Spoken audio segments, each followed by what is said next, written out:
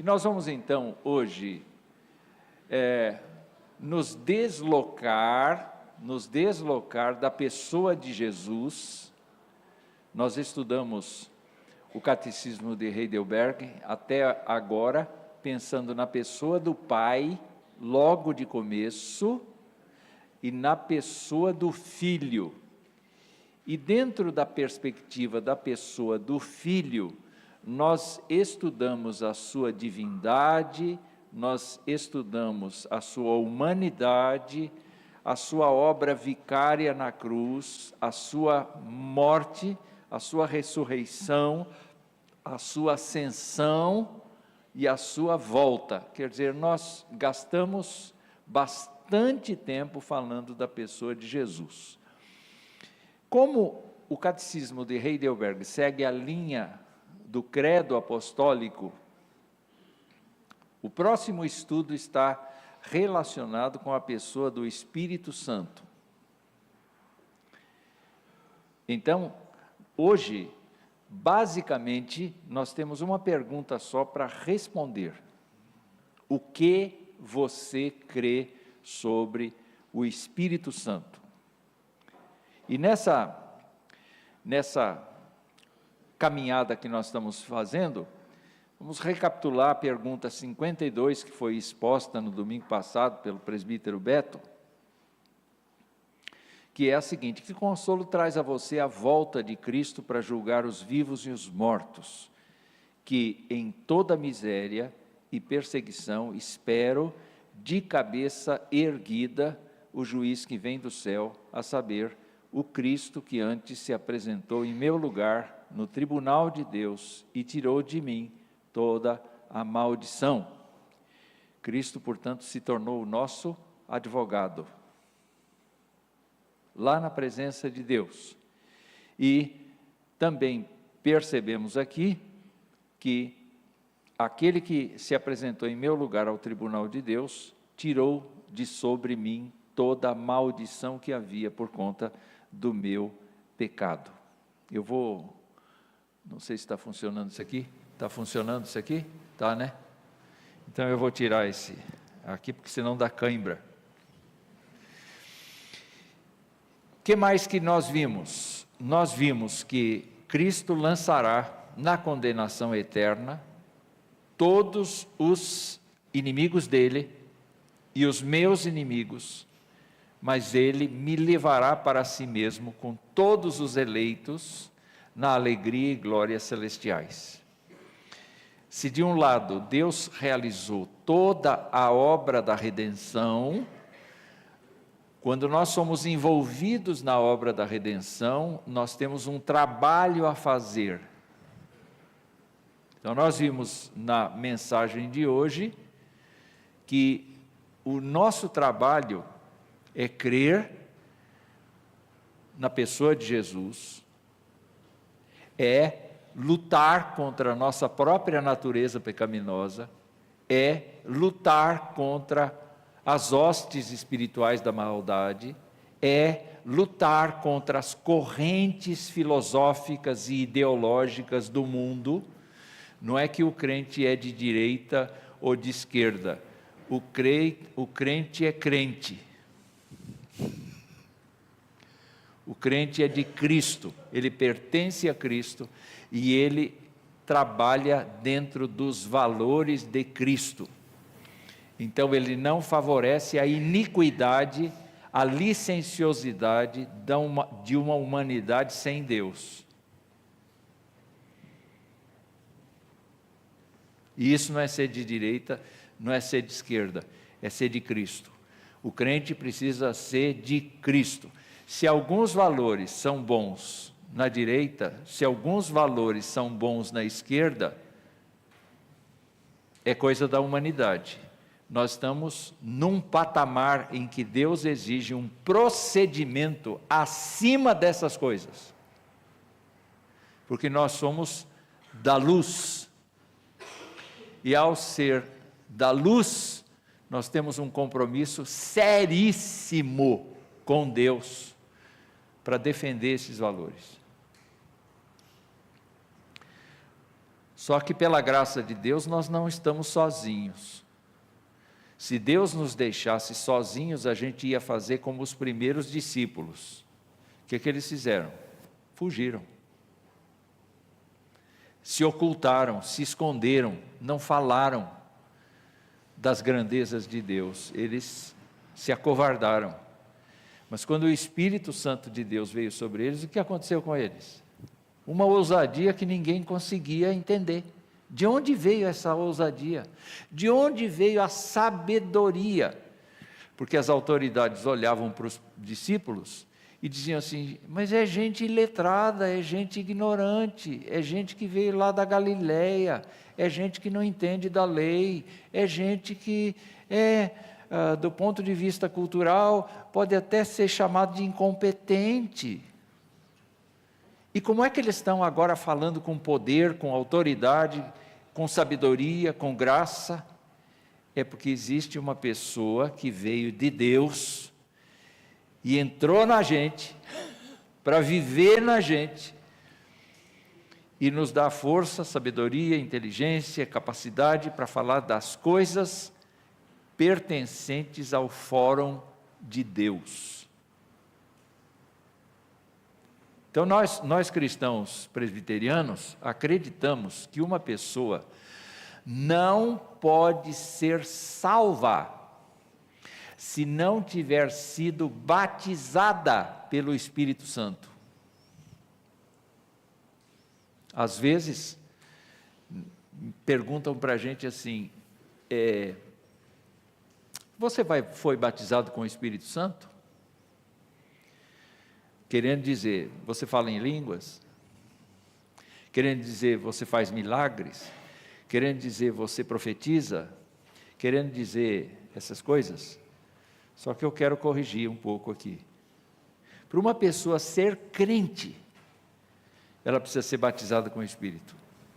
Porque sem o Espírito Santo convencendo, transformando, regenerando, apropriando a pessoa para ser crente, não existe salvação. Não existe. Porque a salvação não parte do nosso mérito, da nossa competência, do nosso procedimento, ela parte da misericórdia de Deus. Então é necessário nós sempre pensarmos no fato de que o Espírito Santo veio no lugar de Jesus Cristo, porque Jesus Cristo tinha um corpo, e ele ou se estava aqui, não estava na Vila Hortolândia. Mas o Espírito Santo, no lugar do Senhor, está aqui e está lá. Está aqui e está na Austrália, para onde vai o Gersinho. Está em toda parte. Então, a atuação dessa pessoa da Trindade é o que nós vamos estudar hoje. Então, ele diz assim: o que você crê sobre o Espírito Santo? A primeira coisa que eu devo crer a respeito do Espírito Santo é a sua natureza.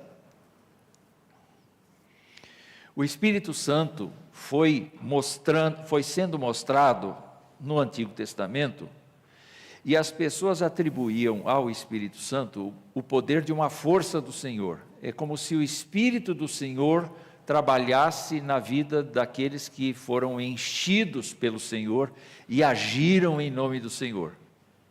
Então era uma influência, como se fosse um vento, uma autoridade passageira. Veio sobre o profeta o Espírito do Senhor e ele profetizou. Entendem? Ele foi revelado inicialmente assim. Deus ia paulatinamente, no meio da história de Israel, no meio das profecias que os profetas diziam acerca do povo, no meio da lei do Senhor que Moisés deu, nesse conjunto de conhecimentos, nesse conjunto de histórias, Deus ia pensando aqui e ali algumas revelações acerca do Espírito Santo. A primeira revelação, a primeiríssima revelação que a gente tem do Espírito Santo como pessoa, do jeito que a gente consegue interpretar hoje, pelo Novo Testamento, é em Gênesis capítulo 1, versículo 2. Alguém pode ler? Vamos lá. Diáconos acionados com o microfone. Keila vai ler. Outra pessoa já encontre Atos 5. Pode ler. A terra era vazia, sem forma. Havia trevas sobre a face do abismo, e o Espírito de Deus se movia sobre as águas. O Espírito de Deus se movia sobre a face das águas. Moisés não escreveu nada sobre o Espírito Santo, ele apenas descreveu uma pessoa presente na criação.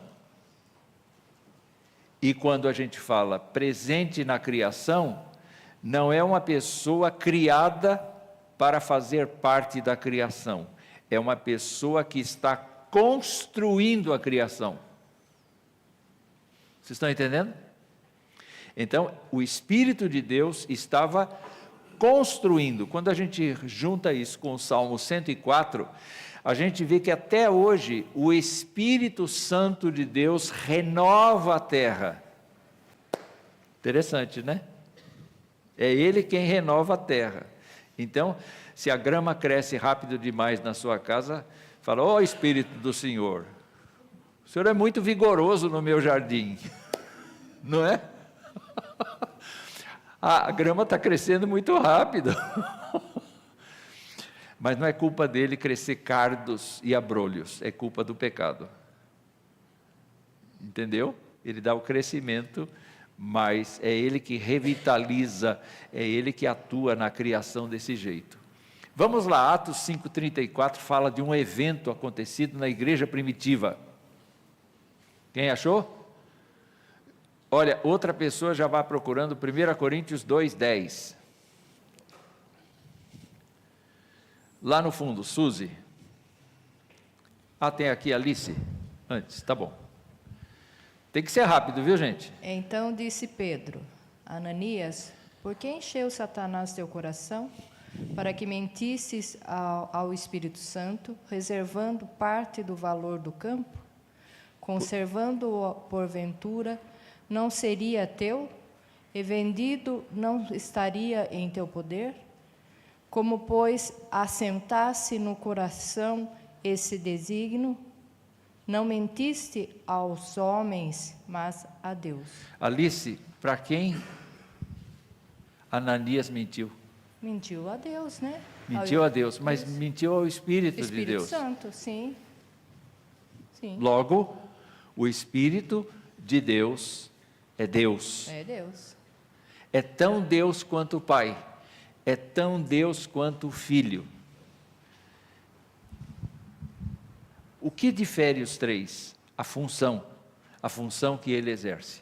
Vamos lá para 1 Coríntios 2,10. Outra pessoa já encontre 1 Coríntios 3,16 e 6,19. O que diz 1 Coríntios 2,10? Deus, porém, revelou isso a nós por meio do Espírito, porque o Espírito sonda todas as coisas, até mesmo as profundezas de Deus. Muito bem, se nós formos pensar, o Espírito precisa ser divino, porque ele entra no coração de Deus, e ele entra no coração da gente, e ele entra em todas as coisas que existem.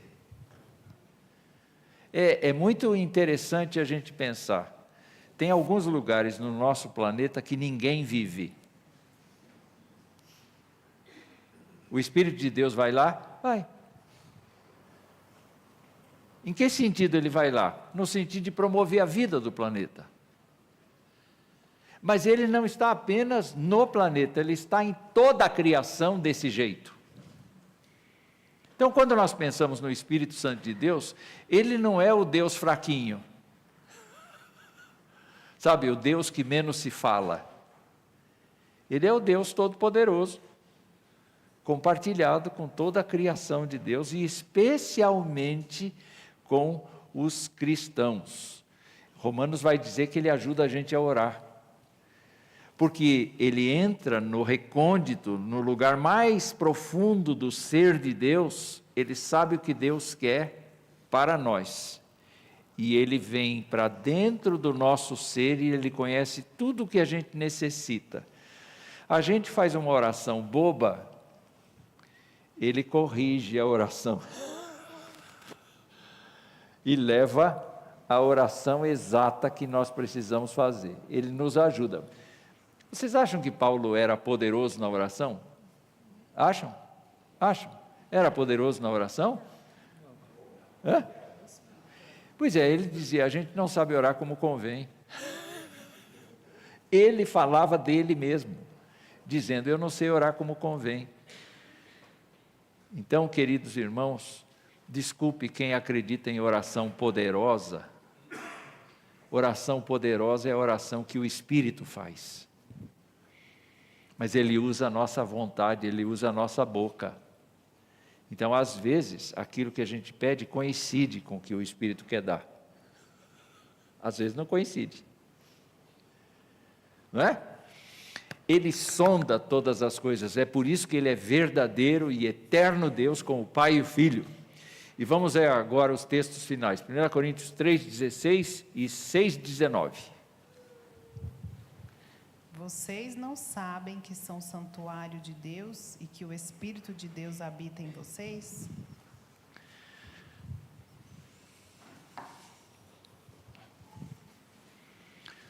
E o 6,19, ficou? Vai lá. Acaso não sabem que o corpo de vocês é santuário do Espírito Santo que habita em vocês, que lhe foi dado por Deus e que vocês não são de vocês mesmos? O que Paulo está mostrando? Aqueles crentes estavam acostumados com a ideia grega de que a matéria é má e ela precisa ser desfeita, enquanto que o Espírito é eterno. Então, a sua conduta não tem nada a ver com a sua fé.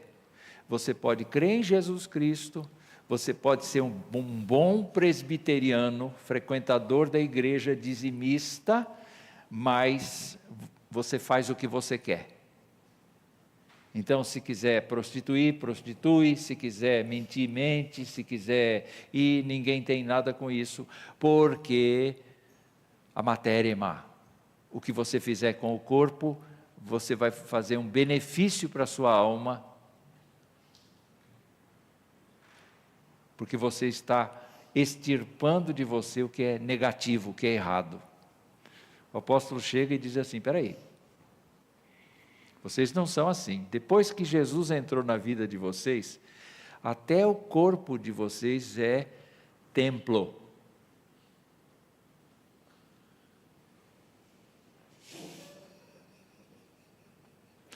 Vocês não têm o direito de jogar o seu corpo no pecado, vocês não têm o direito de jogar o seu corpo e a sua vida inteira fora da palavra de Deus. Vocês foram comprados por preço, vocês pertencem a Deus, e quem mora aí é a terceira pessoa da Trindade. Impressionante. É por isso que ser crente é uma coisa dura, é uma coisa difícil, mas não é tão difícil. Por que não é tão difícil? Porque se a gente dá vazão, dá direito de atuação do Espírito Santo na vida da gente, a gente vai fazer coisas unbelievable, coisas inacreditáveis. Porque é Deus agindo nos nossos membros, é Deus agindo nas nossas mãos. É por isso que eu falei que os crentes que são tímidos aqui, deixa o Espírito governar e mandar embora a sua timidez, no sentido de você falar para as pessoas da graça de Jesus, você abençoar as pessoas, você cuidar das pessoas, porque é o Espírito que te dá essa ousadia, essa força. Não é o fato de você ser uma pessoa assim, como é que a gente fala? Quando a pessoa é extrovertida. O mais introvertido que a gente tem aqui na igreja é o presbítero Cláudio. Ele é introvertido, ele é tímido demais. Ninguém enxerga ele. Mas não é o jeito dele ser que o faz bênção. Vocês estão entendendo?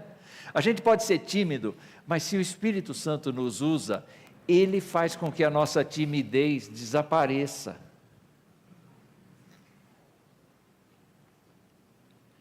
Porque a gente vai abençoando pessoas. Se a gente é quietinho, se a gente é barulhento, a gente vai abençoando pessoas porque é o Espírito governando. É uma beleza isso. É uma beleza isso, é uma glória de Deus isso. Então vamos lá. O que você crê sobre o Espírito Santo? Eu creio que ele foi dado também a mim. Então se perguntar, quem aqui tem mais o Espírito Santo do que o outro? Você pode dizer assim, olha, eu vejo pessoas mais dedicadas e pessoas menos dedicadas. Mas se você perguntar, quantos por cento entrou o Espírito Santo na minha vida? Qual a percentagem da presença do Espírito Santo na minha vida? Como pessoa, ele entrou 100%, em cada um. Em cada pessoa salva, é 100% da pessoa do Espírito Santo. A atuação dele depende da nossa entrega. Depende da nossa entrega. Como é que a gente sabe que ele foi dado a mim? Jesus, quando falou, toda a autoridade me foi dada nos céus e na terra, ele demonstrou que os discípulos tinham que ir batizar pessoas em nome do Pai, do Filho e do Espírito Santo e ensinar a guardar todas as coisas. Então, quando a gente batiza uma pessoa aqui em água, ou com água, a gente usa a fórmula trinitária. Eu te batizo em nome do Pai, o Senhor, o Criador, em nome do Filho, o Redentor, e em nome do Espírito Santo, o nosso Consolador. Então ele está envolvido neste propósito. Vamos ver 1 Coríntios 1, 21. Diga, Cláudio.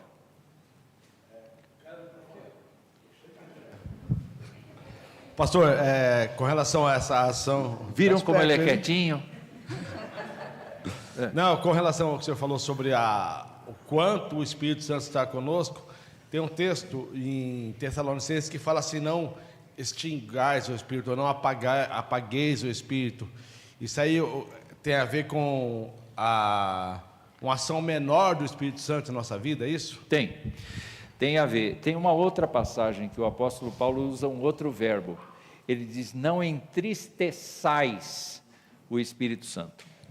O Espírito Santo de Deus é muito sensível, não sensível efeminado. O Espírito Santo não é efeminado. O Espírito Santo é uma pessoa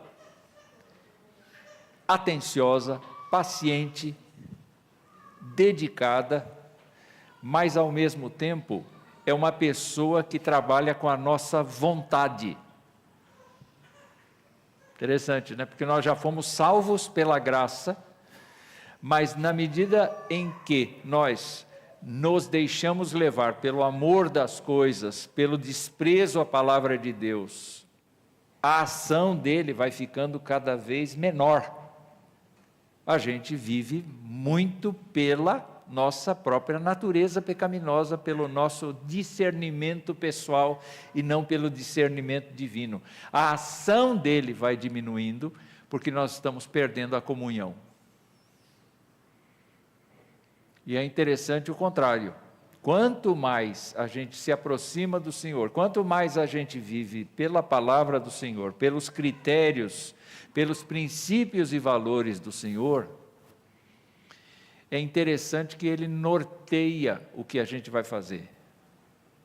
Vá ali, faça isso, use isso. Ele nos faz recordar de versículos que a gente aprendeu na infância, na hora que a gente está expondo a verdade de Deus para os outros. Ele é maravilhoso.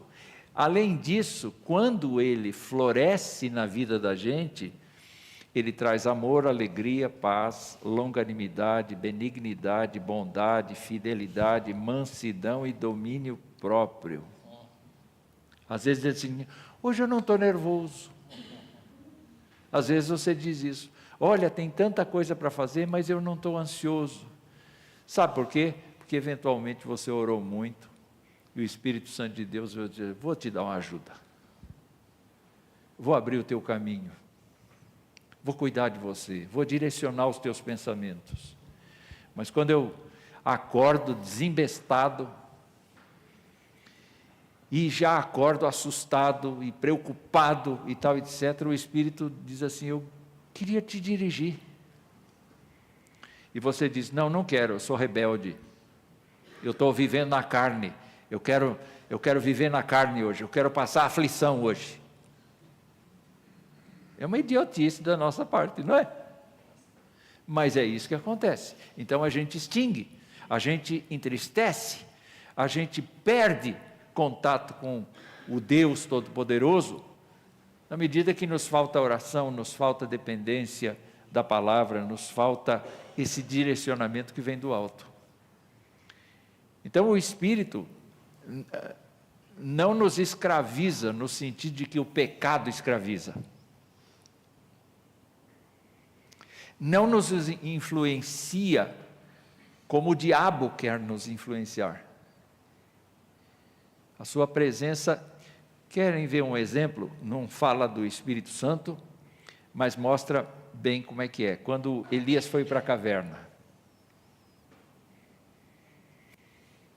veio vento, veio tempestade, veio chuva, veio granizo, sei lá o que veio um tremor de terra, veio uma porção de coisas assim, assustadoras, e veio uma brisa suave, e Deus estava na brisa suave. Sabe quando você sai assim, na varanda da sua casa, e vem aquela brisa, assim que mexe com você assim, no meu caso entra pelos pelinhos da barba? O Espírito Santo é assim, suave. E ele vai no fundo da gente para nos convencer da maldade que a gente tem. Né? Então é nesse sentido que extingue. Eu não sei se respondi a pergunta. Pastor, para auxiliar um pouquinho, mas Spurgeon fala que não confundir o Espírito com força. Ele é uma pessoa e ele tem a função de agente. É interessante que o pastor colocou bem Paulo, né? Quando Paulo fala sobre o fruto do Espírito, né? E isso fala de tudo que nós temos, todos esses sentimentos, e que agrada ao Espírito, e o que contraria o Espírito, que é a obra da carne. Então, quando a gente conversa com o Espírito, né? E vai sendo essa conversa que vai nos aprofundando no relacionamento com Deus. Obrigado pela contribuição. Esse tópico vai nos dizer que o Espírito Santo nos foi dado por Deus como selo. O selo era uma coisa que confirmava a autoridade real nos documentos. Então, quando um rei fazia um decreto, ele assinava e colocava o selo real. Isso como prova de garantia. O Espírito Santo é dado para a gente também como garantia de que Deus não está brincando de salvação. O Espírito Santo é o atestado de Deus na nossa vida de que nós somos filhos de Deus. Então você pergunta, quem é filho de Deus? O filho de Deus é aquele que confessa Jesus Cristo como seu Senhor e Salvador e está selado pelo Espírito Santo de Deus. Então, você é crente? Você é crente? Você é crente? Estou perguntando. Sim, você é crente. Então eu quero dizer que o Espírito Santo selou você. Ele pôs em você a garantia de que Deus não está brincando com você, nem te enganando. Ele vai te salvar. Porque o Espírito Santo está posto como selo. Diga. Pastor, a gente precisa da ação do Espírito para podermos andar como Jesus andou, né? É o que foi dito lá na sua mensagem hoje. E tem um versículo, quando fala de amor fraternal, eu fiquei com uma dúvida, que é com relação a, quando ele diz assim, se você anda na luz, aquele que anda na luz e odeia seu irmão, até agora está nas trevas. Odeia é muito forte, né? Uma palavra, e aí o senhor trocou por algumas outras. Eu ampliei. Sim, o senhor ampliou. O ódio é isso. A minha dúvida é a seguinte, esse irmão, quem que é esse irmão? É o irmão em Cristo? É o irmão em Cristo. É o irmão em Cristo. Só que João tinha como foco os mestres gnósticos, que faziam uma seleção. Você eu gosto, você eu não gosto. Você tem o meu aplauso, você não tem. Você merece, você não merece. Eles faziam isso. E nesse sentido, o ódio não é necessariamente o desejo de morte. É o desprezo, uma postura assim indiferente, dane-se, né? Ou então coisas do tipo assim, olha, você está com frio? Você está? Fala que está. Não, fala que está. Só agora. Você está com frio? Ela está com frio. Vá em paz, Deus te aqueça. Isso é ódio. Porque eu não estou querendo pôr a mão na massa. Eu não estou querendo pegar uma blusa que eu tenho lá para dar para a coitada aqui que está com frio. Isso é indiferença, isso é ódio. É nesse sentido que João fala. Então é possível sim que uma pessoa não esteja na igreja, advogue para si a fé em Cristo, mas essa fé não opera, essa fé não faz. Tiago diz, quem tem fé desse jeito e não faz, a sua fé não vale. É por isso que está em trevas. Porque a fé não vale. Eu tenho fé. Não, eu tenho fé que Cristo morreu na cruz. Eu tenho fé que Deus existe. Eu tenho fé. Até o diabo diz isso. Mas o crente tem o Espírito Santo dentro de si, dentro do seu corpo, dentro da sua mente, para deixar o Espírito conduzir o seu amor. Então a pessoa não vai ficar retida. Ela tem a vontade de dizer, espera um pouquinho, eu tenho uma blusa lá em casa, eu venho te trazer. Vou cobrar R$10, mas aqui. O mezanino tem alguém? Mário, fala. Graças a Deus, pastor. Bom dia, igreja. Pastor, sobre o que o senhor estamos falando, que o Espírito Santo eu acho que é o mais importante para nós, nesse momento que essa é a garantia de Deus. Vou exponer aqui rapidinho, pastor, porque é assim, exemplo, Igreja Católica, ele batiza a fórmula do Pai, Filho e Espírito Santo. Mas pelo fruto que vemos, o Espírito Santo não está nele, certo? Mas tem outra seita, não sei se é conhecida aqui, unicitários. ele bautiza só no nome de Jesus, porque ele fala que na Bíblia não aparece um batismo feito o nome do Pai, Filho e Espírito Santo. Mas se nós vamos lá no livro de Atos, Atos 8, fala que quando os apóstolos ouviram que em Samaria haviam criado, enviaram os apóstolos, que foi Pedro e João. E quando eles chegaram, eles oraram por eles, colocaram a mão para que descera o Espírito Santo de Deus sobre eles, porque havia sido só bautizado no nome de Jesus. A pergunta é o seguinte: nós sabemos que temos o Espírito Santo e somos selados na hora de que acreditamos, ele vê a nossa vida, regenera, nos arrependimos, e temos esse selo e damos testemunhos através dos frutos. Então, como ficam essas pessoas? Porque assim, você fala com o unicisitário e acho que ele sempre vai mais lá, sempre vai atrás dos clientes para talvez confundir. E no começo do ensino hoje, no culto, o Senhor falou de João. João fala que aquele que nega o Pai e o Filho, o Espírito do Anticristo, certo? Então, é assim, pastor. Nós, para acreditar que temos Espírito, temos que ver nossos frutos, certo? Sim. O católico fala: eu acredito em o Espírito Santo, mas não tenho fruto. E estes falam que eles bautizam no nome de Jesus só porque é o que ensina a Bíblia, mas Jesus deixou a fórmula. Aí, como ficaria aí na hora de você falar com essas pessoas? Tá.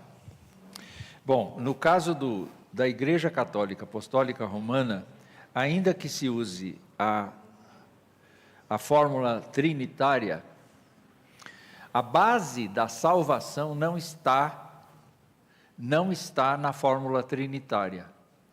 A base da salvação está na ideia de que o batismo daquela criança ou daquela pessoa é um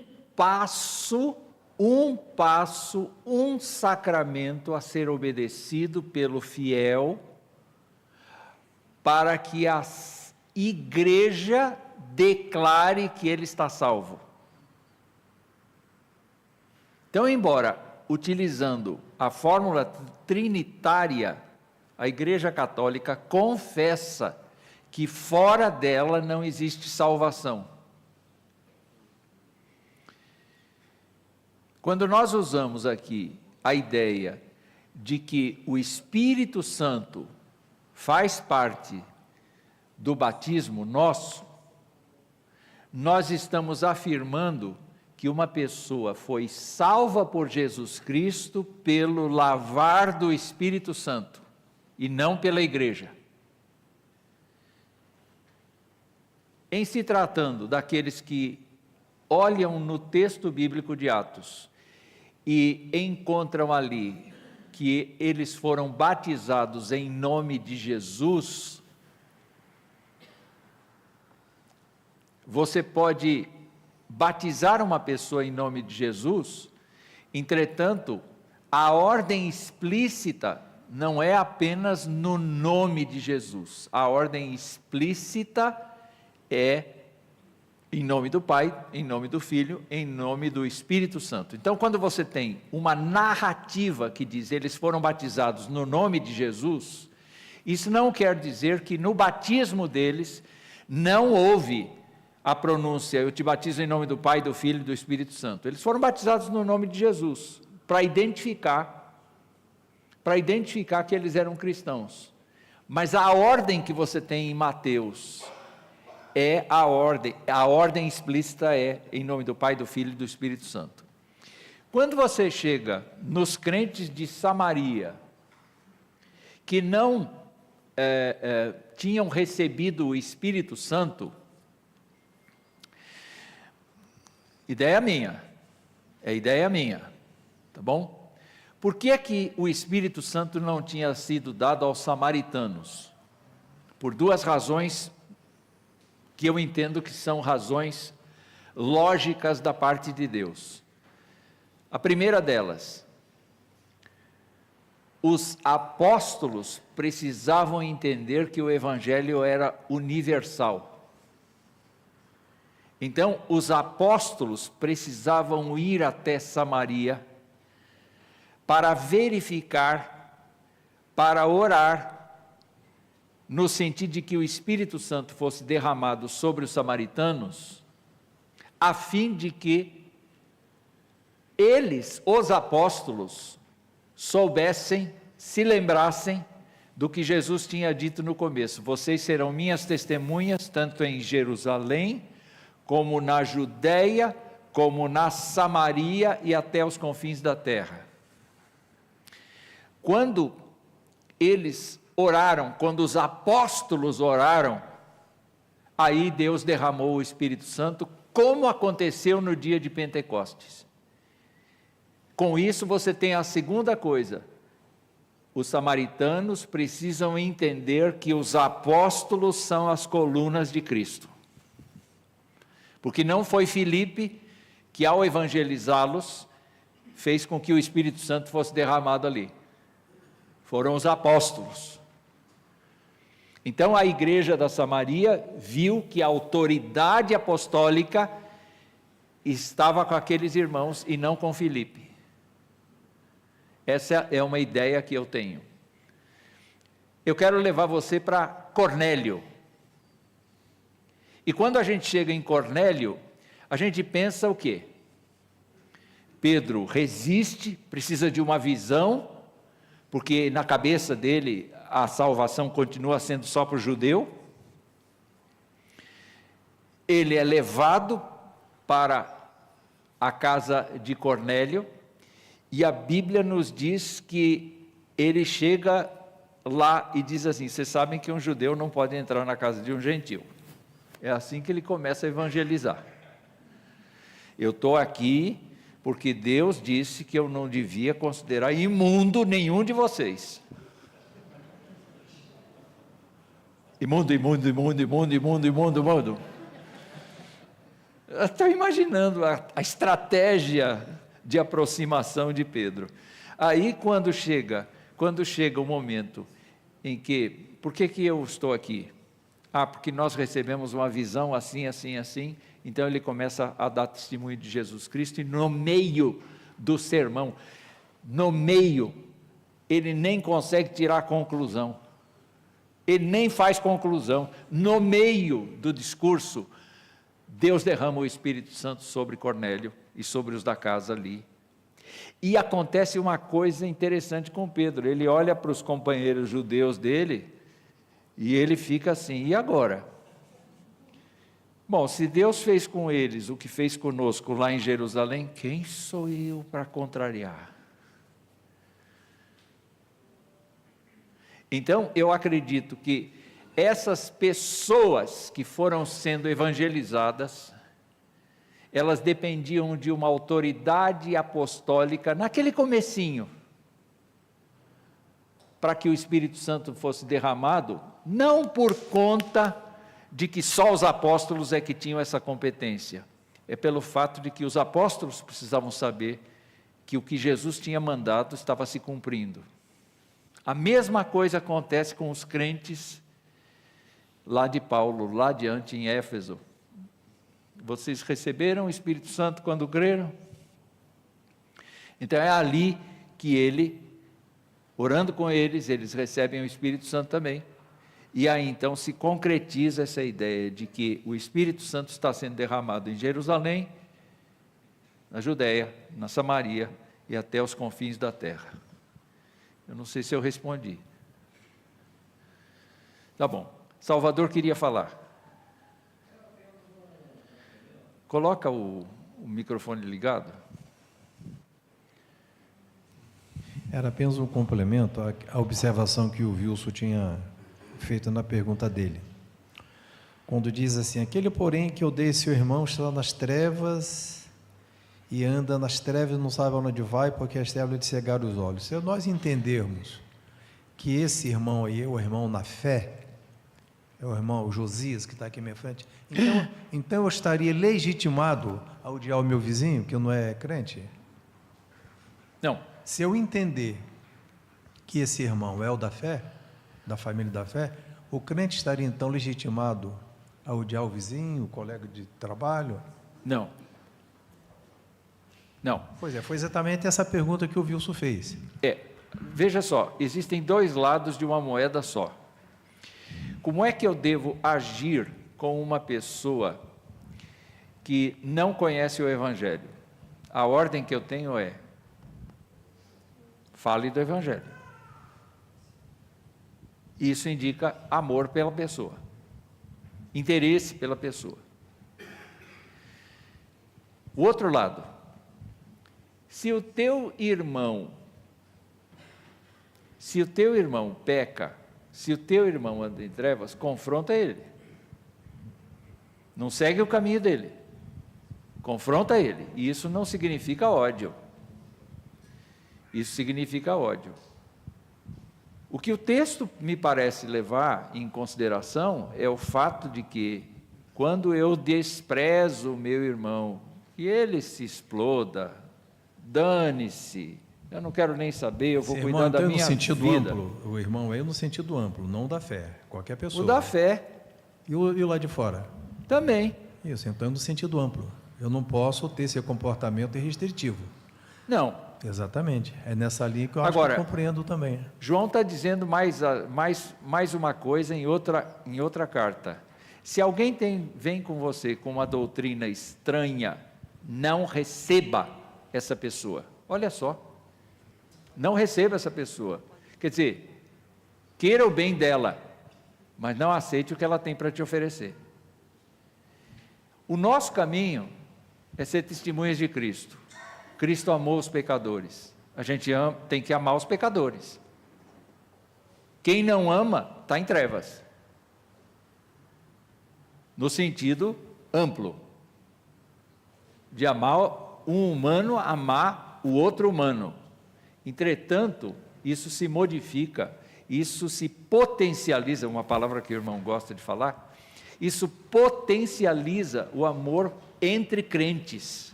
O amor entre crentes é um amor muito mais intenso, porque é vivido na prática de compartilhar o Evangelho até o fim da vida com o outro. Enquanto que a gente vai, infelizmente, se distanciando daqueles que não têm o mesmo credo da gente, no sentido de que eles não aceitam o nosso credo, embora a gente continue orando por eles até o fim da vida deles. Eu me lembro do George Miller, que era um homem de oração, e ele orou por 3 amigos dele que não eram cristãos. Um deles se converteu no tempo de vida do George Miller, o outro se converteu apenas no funeral do George Miller, e o outro se converteu 10 anos depois que o George Miller tinha morrido. Ou seja, ainda que eles não fossem cristãos, George Miller tinha um real interesse na vida deles. E a gente deve ter um real interesse na vida de todo mundo, de maneira genérica. Mas o que a Bíblia especifica é que, por conta do Espírito Santo entre nós, a amizade de crentes é mais leal, é mais duradoura, é mais perene, é mais investimento, é mais força da graça de Deus, é a interação mais profunda, porque envolve a espiritualidade, envolve a comunhão de coisas. E a gente tem isso, por exemplo, na ceia do Senhor. Na ceia do Senhor a gente dizia: Senhor, eu renovo o meu amor por Ti, mas também eu renovo o meu amor pelos irmãos de fé. Né? A gente tem uma implicação muito grande na Bíblia a respeito do envolvimento com os outros. Não é que as pessoas têm que se meter na nossa vida.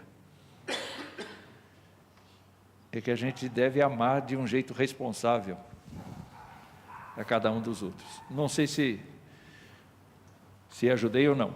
Nossa aula não vai conseguir terminar. Eu sou diferente do presbítero Beto, porque eu falo demais. Ele consegue controlar o tempo.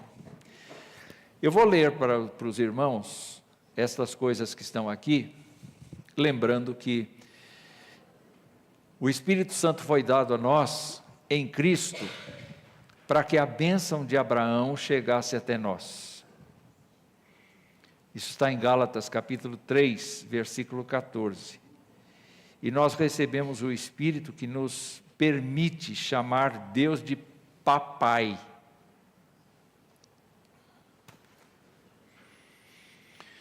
Vamos admitir que a gente vai conhecer o governador do estado, quem quer que seja. Como é que é o nosso jeito de falar com ele e como é que é o jeito da filha dele ou do filho dele falar com ele? Tem diferença?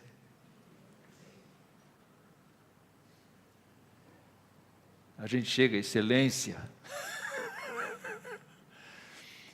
né? A gente não vai de bermuda, a gente não vai de camiseta assim, cavada, manga cavada, a gente vai com uma roupinha melhor, né? E a gente se dirige a essa autoridade com voz respeitosa. A filha chega e diz assim: papai, o senhor tem uma graninha aí? Vocês estão entendendo essa brincadeira? Quem nos dá familiaridade, proximidade, afeto, confiança, intimidade de chegar a Deus e dizer: papai, papai do céu, Criador do universo, mas meu papai é o Espírito Santo do Senhor. É uma função dele tirar de nós todo o medo, tirar de nós toda a intranquilidade e chegarmos diante de Deus com confiança. O que você crê sobre o Espírito Santo? Ele me torna participante de Cristo e de todos os benefícios. Ele compartilha comigo a glória de Cristo.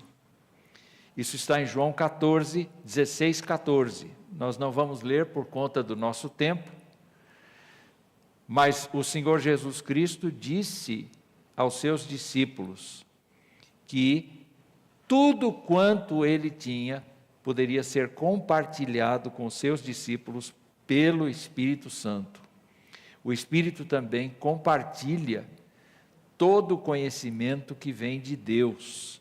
É interessante, eu fiz reflexão no boletim a respeito disso aí, dessa passagem. Não é?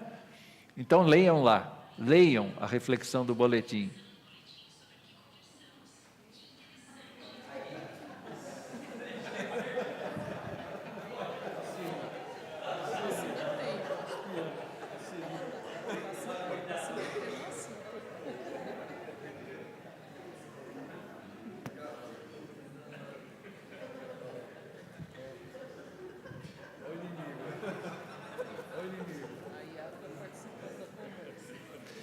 O que os olhos não viram, o que os ouvidos não ouviram, e o que não subiu ao coração do homem, são as coisas que Deus tem preparado para os que o amam. Não existe conhecimento, não existe ciência, não existe qualquer coisa que a humanidade invente, que seja equivalente ao que Deus quer oferecer aos seus filhos. Então, ele compartilha o conhecimento que vem de Deus e ele trabalha a nossa santificação. Na verdade, o Espírito Santo sua muito do suar, porque a gente dá muito trabalho. Oh, como a gente dá trabalho! Então, ele sempre sereno, sempre saudável, sempre sábio, ele vai trabalhando na gente. Há crentes que são tão ignorantes da presença do Espírito que ele opta pela tecla do sofrimento. Ele vai fazer o crente sofrer, sofrer, sofrer, o crente vai apanhar, apanhar. Ai, por que a minha vida é tão assim? Volta para ele. Volta para ele. Ele pode amansar esse procedimento. Ele disciplina, como o Pai disciplina. O Espírito Santo, repito, ele tem a justiça de Deus, ele tem a graça de Deus, ele tem as virtudes de Deus e ele age do mesmo jeito que o Pai e que o Filho. Ele trabalha a nossa santificação. Ele me dá testemunho, ele consola, ele proporciona o crescimento à igreja. Você diz assim, mas o que está acontecendo com a nossa igreja? Nossa igreja está grande, nossa igreja já não está cabendo no templo. Culpa dele.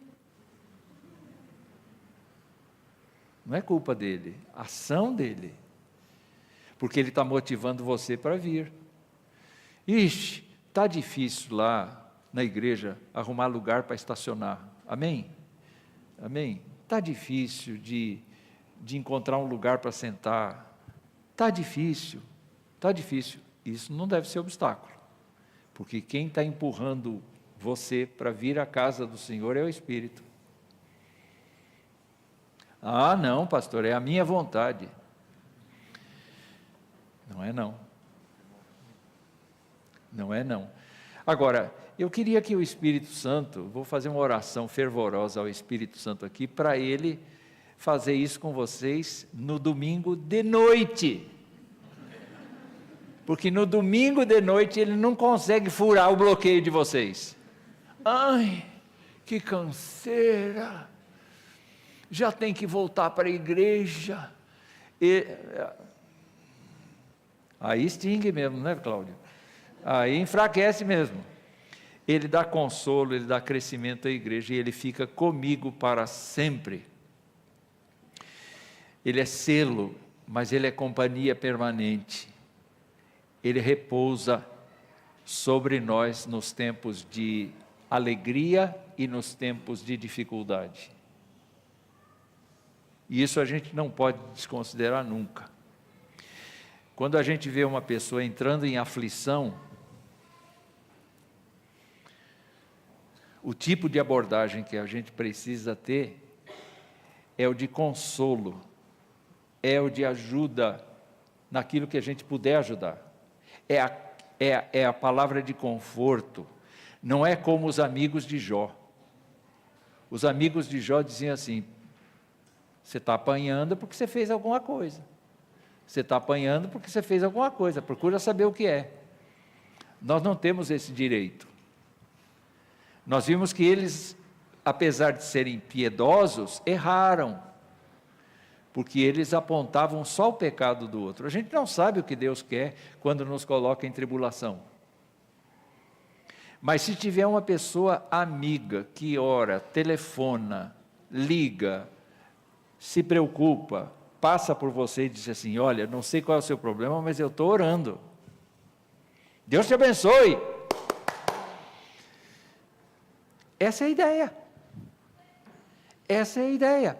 Ele repousa sobre os salvos, ele está presente na nossa vida, quer a nossa boca amanheça amarga, quer o nosso estômago provoque azia, quer o nosso intestino não funcione direito, ele está sobre nós. E os crentes precisam se ajudar mutuamente em lembrar dessa verdade. Fala. Eu queria entender se o senhor falasse sobre a blasfêmia do Espírito Santo ser um pecado que não tem perdão. Jesus mencionou o pecado que não tem perdão, que é a blasfêmia contra o Espírito Santo. E nós vimos aqui hoje que o Espírito Santo é a presença de Deus na vida de um ser humano. É a entrada do ser de Deus na vida de um ser humano. O que significa blasfemar contra o Espírito? No contexto imediato daquela passagem, as autoridades judaicas estavam afirmando que Jesus Cristo fazia milagres pela força de Satanás, pela força dos demônios. Então estavam atribuindo a Jesus a ideia de que ele era blasfemo. E, na verdade, Jesus Cristo estava fazendo as obras que Deus havia determinado que ele fizesse. E ele estava totalmente tomado pelo poder do Espírito Santo de Deus. Para essas pessoas, a acusação de que Jesus Cristo estava fazendo tudo pelo demônio era uma blasfêmia imperdoável diante de Deus. Não tem perdão. Quando nós vimos para o tempo do Novo Testamento, nós descobrimos que o apóstolo nos mostra que rejeitar o Espírito Santo, rejeitar a ação do Espírito Santo para regeneração, para conversão, para a pessoa ser tirada do império das trevas e transportada para o reino de Jesus, quando existe esse tipo de rejeição, a pessoa não tem salvação. Porém, nós devemos levar em conta que as pessoas mudam. E nós precisamos não fechar o assunto, não passar a régua de vez. Pelo seguinte, tem alguém aqui que orou muitos anos por um parente seu para conversão e ele só ele só converteu muito tempo depois? Tem? Aconteceu isso com você? Então, naquele dia que a primeira vez você falou com ele do Evangelho, qual foi a atitude dele? Ele rejeitou. E você ficou orando por ele, orando por ele, orando por ele, e ele rejeitando. Até que um dia, o que aconteceu? Ele aceitou. Então você não pode fechar questão dizendo que uma pessoa que rejeitou a Cristo num dia da sua vida, seja uma pessoa blasfema que não tem perdão. Você tem que pensar que você tem que pregar o Evangelho para ela até o fim dos dias dela. Porque você não sabe de fato quem no coração blasfemou contra o Espírito Santo de Deus e nunca vai crer. Eu vou dar um exemplo por meio de uma parábola. Jesus Cristo falou de sementes que caem no chão duro. Lembra? No chão duro. E o que acontece na interpretação da parábola? Vêm as aves do céu, comem a semente porque ela está em chão duro. Qual a explicação que ele deu? Ele diz, são as pessoas que ouvem e Satanás retira. Essas pessoas não têm perdão. Então, o que é o pecado não perdoado? É uma pessoa atribuir a Deus que todas as suas obras são malignas, ou que todas as coisas que ele faz são malignas. Existe gente assim no mundo. Não reconheço Deus, não creio em Deus, não aceito Deus, não quero saber de Deus, tenho raiva de Deus, tenho ódio de Deus, tudo que ele faz é injusto, tudo que ele faz vai contra a minha vontade. Essa pessoa não tem perdão, a menos que no decorrer da sua vida aconteça esse processo aí, o Espírito Santo quebre a pedra que está lá. Irmãos, conversa está boa, mas nós passamos muito do tempo. E eu queria desejar que Deus abençoe vocês. Eu preciso falar com a irmã. Não vai embora. É você mesma que está surpresa. Tem que falar com você. Cida. Não é Cida. É você mesmo que está olhando para trás. Eu não. Deus abençoe todos vocês. Deus sustente a vida de vocês, Deus fortaleça a vida de vocês. Vão na paz do Senhor.